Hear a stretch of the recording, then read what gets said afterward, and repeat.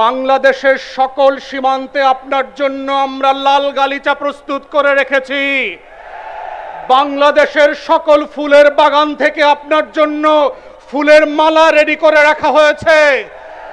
শুভেন্দু অধিকারী আর দিলীপ ঘোষের নেতৃত্বে কোন সীমান্ত দিয়ে ঢুকবেন, আমরা কোটি জনতা আপনাকে রিসিপশন দেওয়ার জন্য সেদিন উপস্থিত থাকব এবং সরাসরি সীমান্ত থেকে কাশিমপুর আর কেরানীগঞ্জে নিয়ে যাওয়া হবে।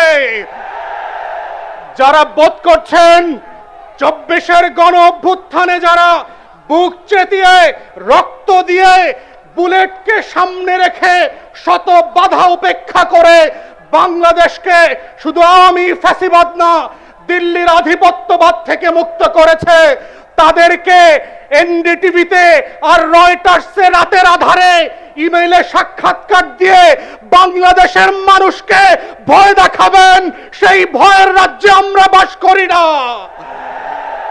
শত শত হাজার হাজার লক্ষ লক্ষ আবু সাইদ মুগ্ধরা বুক চিতিয়ে বাংলাদেশের প্রান্তে প্রান্তে সীমান্তে সীমান্তে পাহারাদার হয়ে বসে আছে বাংলাদেশের লাল সবুজের পতাকাকে হেফাজত করবার জন্য।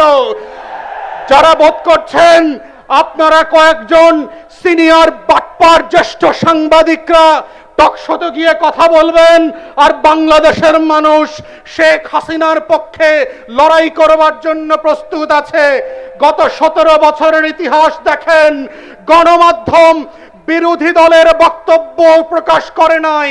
টকশোতে বিএনপি জামাতের বক্তব্য ছিল না, কোন গণমাধ্যম তাদের খবর বক্তব্য পর্যন্ত প্রকাশ করায় আদালতের নিষেধাজ্ঞা ছিল। তারপরেও কিন্তু গণ অভ্যুত্থান ঠেকাতে পারেন নাই।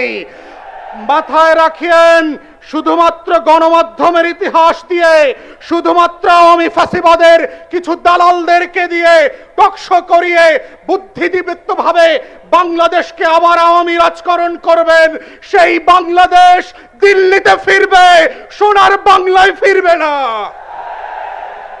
অতএব আমাদের বক্তব্য খুব পরিষ্কার। আমরা সরকারকে বলছি, বিভিন্ন জায়গায় বরিশাল সহ আমরা খবর পাচ্ছি আপনাদের দলের নেতা কর্মীদের পৃষ্ঠপোষকতায় আর্থিক লেনদেনের মাধ্যমে আওয়ামী লীগের গুন্ডা পান্ডারা পুনর্বাসিত হচ্ছে। পাড়ায় পাড়ায় মহল্লায় মহল্লায় আওয়ামী লীগের পরিচিত সন্ত্রাসী ক্যাডাররা হেলমেট বাহিনীরা আবার ফিরছে, তাদের সাথে একসাথে মিলেমিশে বরিশালে মাদকের ব্যবসা করছেন। আমরা কিন্তু সবকিছু জানি। প্রশাসনকে বলছি, সরকারকে বলছি, আওয়ামী লীগকে পুনর্বাসনের ইতিহাস ভালো হয় নাই।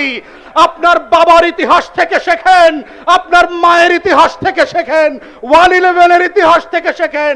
এই দজ্জালকে যদি পুনর্বাসনের চেষ্টা করেন, দজ্জাল পুনর্বাসিত হবে না, আপনারা নির্বাসিত হয়ে যাবেন।